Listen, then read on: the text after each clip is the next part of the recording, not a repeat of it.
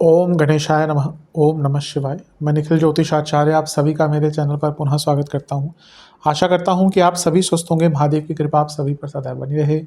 ये वीडियो मेष यानी कि एरीज के लिए बहुत विशेष है, क्योंकि वीडियो है आने वाले सप्ताह यानी कि 14 जुलाई से 20 जुलाई 2025 के साप्ताहिक राशिफल के बारे में। कैसा रहेगा आने वाला सप्ताह मेष के लिए, एरीज के लिए। जो मेरा साप्ताहिक राशिफल होता है वो प्रमुखतः चंद्रमा और उनकी गति पर आधारित होता है। चंद्रमा ऐसे विशेष ग्रह हैं जो बहुत तेज गति से भागते हैं और 2.25 से 2.5 दिन में राशि बदल लेते हैं। इसलिए स्वाभाविक है कि पूरा हफ्ता जो कि 7 दिन का होता है उसमें चंद्रमा कई बार राशि बदलेंगे। मन के कारक हैं और उनकी विशेषता ये भी है जिस भाव में जाते हैं उसको एक्टिवेट कर देते हैं। इसलिए डे टू डे एक्टिविटीज़ पर उनका इम्पैक्ट बहुत होता है और इसलिए साप्ताहिक राशिफल की विशेषता बहुत होती है। किस प्रकार से ग्रह का स्वभाव रहेगा, उनका इम्पैक्ट हम पर क्या हो सकता है, चंद्रमा की गति क्या क्या बदलाव लाएगी, इन सभी को समझने के लिए साप्ताहिक राशिफल अति विशेष होता है। यदि आपकी लग्न राशि या चंद्र राशि मेष है, दोनों ही गाइडेंस के लिए राशिफल को देख सकते हैं। जहाँ से ज़्यादा सूट करता है, रिलेट करता है, वहाँ से इसको ऑब्जर्व कीजिए। व्यक्तिगत तौर पे मेरा मानना है लग्न से देखेंगे तो अच्छा है। इनकेस नहीं पता आपको अपनी लग्न राशि, तो आप अपनी चंद्र राशि से भी इसको देख सकते हैं। शुरू करते हैं। चंद्रमा आपके 10वें भाव से निकलकर आपके 11वें भाव यानी कि कुंभ में पहुँच जाएंगे और ये 13 जुलाई की रात को होगा, या 13 जुलाई को हो चुका होगा, रात को नहीं शायद दिन में होगा। और 14 जुलाई ऑलरेडी वो आपके लाभ स्थान में ही होंगे और 15 जुलाई रात के करीबन 11 साढ़े 11 PM के आसपास तक उनका प्रवास वहीं पर रहेगा। चंद्रमा का लाभ स्थान में आना वैसे देखा जाए तो अच्छा ही होता है। केंद्र के स्वामी का 11वें घर में अपने से अष्टम में आना पहला प्रॉपर्टी खरीदने के लिए बहुत होता है। प्रॉपर्टी एसेट्स राहु के साथ हैं, जो लोग विदेश में हैं उनको भी प्रॉपर्टी लेने का यहाँ पे मौका मिल सकता है। और सडनली यहाँ पर आपको प्रॉपर्टी से लाभ भी मिल सकता है, यानी कि प्रॉपर्टी बेचकर, या अगर आपकी कोई खाली प्रॉपर्टी पड़ी थी उसको आप रेंट आउट करना चाहते हैं उससे, उसके द्वारा भी। तो प्रॉपर्टी के लिए बहुत अच्छा योग है, प्रॉपर्टी खरीदने के लिए बहुत अच्छा योग है। यहाँ पर चंद्रमा पर मंगल का प्रभाव है, तो चंद्र मंगल योग भी बन रहा है। ये भी बहुत अच्छा होता है धन प्राप्ति के लिए। मंगल लग्नेश है, चंद्रमा केंद्र के स्वामी है, तो दो केंद्रों के स्वामी का समसप्तक होना यानी कि कुछ नया करने का मौका, भौतिक लाभ की प्राप्ति होगी।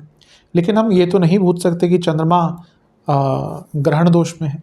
तो जब चंद्रमा यहाँ पे ग्रहण दोष में आगे ऊपर से अंगारक दोष का प्रभाव है चंद्रमा पर, तो होगा क्या कि गुस्सा और जल्दबाजी बहुत रहेगी, लालच बहुत रहेगा।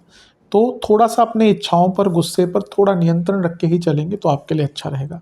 अदरवाइज कोई बुरा समय नहीं है भौतिक रूप से।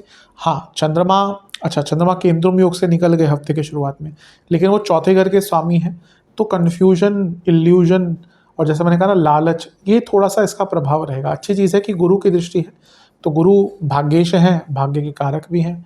मंगल यानी कि लग्नेश के मित्र भी हैं, तो बचाएंगे। फिर से वो अतिचारी, उनकी स्पीड बहुत बढ़ रही है, तो चीज़ों को ठीक करने का, चीज़ों को प्राप्त करने का मौका मिलेगा।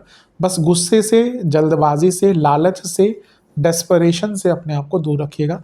कोई बहुत लुभावनी चीज़ आपके सामने आती है तो बहुत हाई प्रोबेबिलिटी है कि कुछ वो थोड़ा सा नकली या फिर फेक या स्कैम ही हो सकता है। तो कुछ लेने से पहले, किसी चीज़ में इन्वेस्ट करने से पहले जांच परख लें।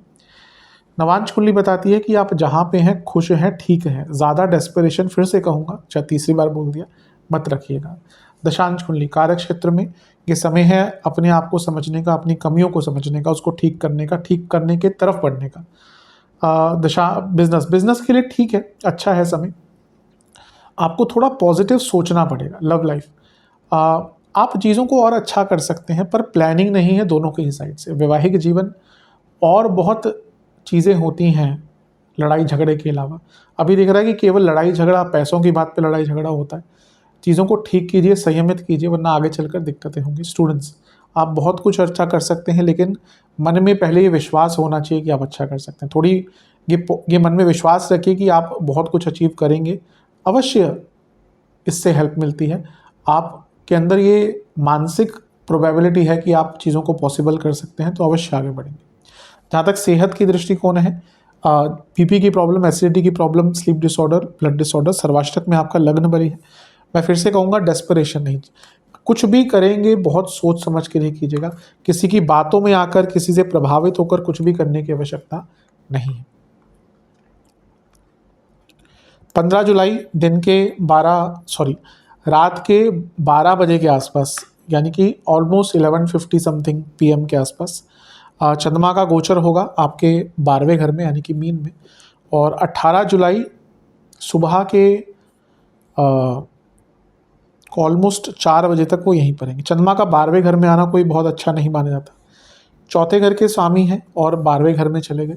खर्चे बढ़ता है, घर में कोई खर्चा हो सकता है, कोई इलेक्ट्रिकल इक्विपमेंट खराब हो गया, कुछ तोड़ फोड़ करनी पड़ गई, फ़ोन खराब हो गया, इस प्रकार की चीज़ें होने की संभावना बहुत है। खर्चे ओवरऑल बढ़ते हैं।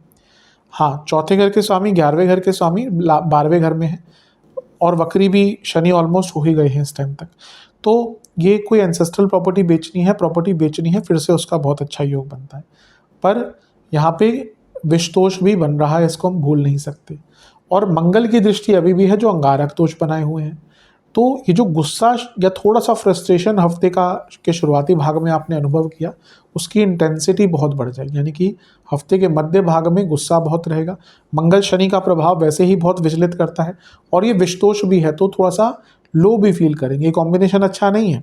आप लो भी फील कर रहे हैं और गुस्सा भी आ रहा है, तो फिर गलत लोगों पर, गलत चीज़ों पर, गलत स्थान पर, गलत परिस्थिति पर ही वो गुस्सा निकलता है। खर्चों पर नियंत्रण, मानसिक स्थिति पर प्रभाव, मानसिक स्थिति पर ध्यान। अच्छी चीज़ है कि गुरु से केंद्र में है तो गजकेसरी योग बन रहा है, यानी कि ईश्वर की आराधना कीजिए, गुरु के सानिध्य में रहिए, अवश्य इन चीज़ों से निकलने का अवसर प्राप्त होगा।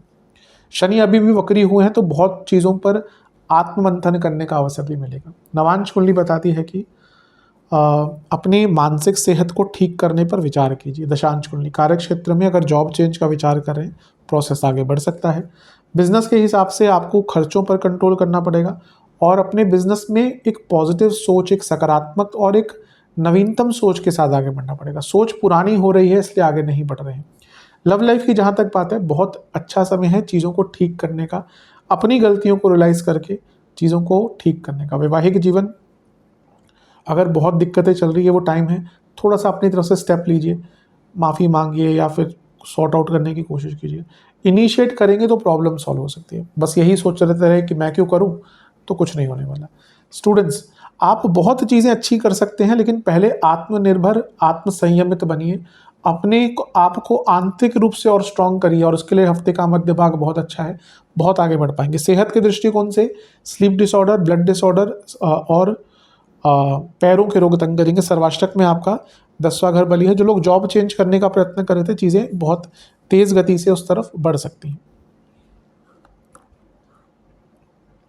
18 जुलाई सुबह के 4 बजे के आसपास चंद्रमा लग्न भाव में ही आकर बैठ जाएंगे और सप्ताह के अंत तक यहीं पर रहेंगे। चंद्रमा का लग्न में आना ठीक होता है, अच्छा माना जाता है।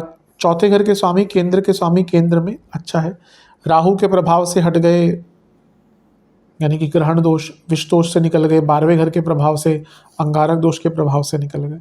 तो हफ्ते का अंतिम भाग बहुत सेटलिंग, बहुत सॉर्ट आउट करने वाला जाने वाला है, जहाँ पे बहुत बुरा कोई प्रभाव नहीं है।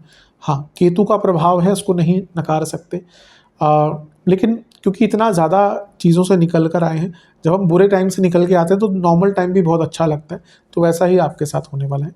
हाँ, ये है कि इस पूरे ही हफ्ते ऑलमोस्ट आप अतीत में बहुत बार जाएंगे, पर हफ्ते के अंत में आपको कुछ पुरानी अच्छी यादें भी आएंगी, पुरानी गलतियों से सीख भी पाएंगे और कुछ गलतियों को सुधारने का मौका भी मिल पाएगा। अध्यात्म के लिए बहुत अच्छा टाइम है और एक आध्यात्मिक जर्नी स्टार्ट करने के लिए भले शॉर्ट टर्म बहुत अच्छा टाइम है। नवांश कुंडली बता रही है कि अपने जीवन को एंजॉय कीजिए। जीवन की यात्रा है, हम सब यात्री ही हैं। हमें लगता है कि बहुत कुछ समय है, समय पता नहीं चलता कब 15 से 25, 25 से 35, 35 से 50 और कब अंतिम मोड़ आ जाता है जीवन का। तो जीवन की जो जर्नी है उसको एंजॉय, देखिए कि क्या आप कर सकते हैं, क्यों किस भाग दौड़ को कम कर सकते हैं। अभी शनि वक्री हुए हैं तो ये रियलाइजेशन बहुत करवाएंगे। नवांश कुंडली थोड़ा सा अपने पैशन, अपने हॉबीज़ पर ध्यान दीजिए। दशांश कुंडली कार्य क्षेत्र में ठीक है, सब कुछ अच्छा काम करने का मौका मिलेगा। जहाँ तक लव लाइफ की बात है, अपने आप को हील कीजिए, पहले अपने आप को सुधारिए, अपने आप को ठीक सुधारिए नहीं, अपने आप को पहले ठीक कीजिए। हो सकता है आपके पार्टनर ने आपको कुछ बोला होगा, उसका आपको ही आंतरिक रूप से बहुत बुरा लग रहा है, पहले अपने आप को स्ट्रॉन्ग कीजिए और उनको कन्वे कीजिए कि हाँ भाई ये बात मुझे गलत लगी है। कभी कभी होता है कि कोई एक पार्टनर किसी कुछ बोलता है, अच्छा नहीं लगता उसको, वो छुपा लेता है, फिर वो धीरे धीरे धीरे करके वो उबलता रहता है और फिर बाद में फटता है ज्वालामुखी की तरह। तो विद इन राइट टाइम ही इन चीज़ों को ठीक कर लेना चाहिए। वैवाहिक जीवन ठीक है, अच्छी बातचीत होगी। स्टूडेंट्स से मैं यही कहूँगा कि आप जो ऐसे स्टूडेंट्स हैं जिनके जीवन में कुछ मौके नहीं आ रहे, आपको थोड़ा-सा अपने ख़यालात बदलने पड़ेंगे, अपने थॉट प्रोसेस को बदलना पड़ेगा और उसके लिए हफ्ते का अंतिम भाग बहुत अच्छा है। सेहत के दृष्टिकोण से स्किन डिसऑर्डर, बीपी और कफ रोग सर्वाष्टक में आपका लग नहीं बनी। हफ्ते का अंतिम भाग काफ़ी अच्छा जाएगा और कई नई चीज़ों को शुरुआत करने का मौका मिलेगा। उपाय के स्वरूप में बजरंग बली को मिश्री का और बूंदी का प्रसाद चढ़ाइए, उनको भोग लगाइए और ओम पवन पुत्राय नमः मंत्र का 21 बार जाप कीजिए और एक घी का दिया बजरंग बली को अर्पण कीजिए।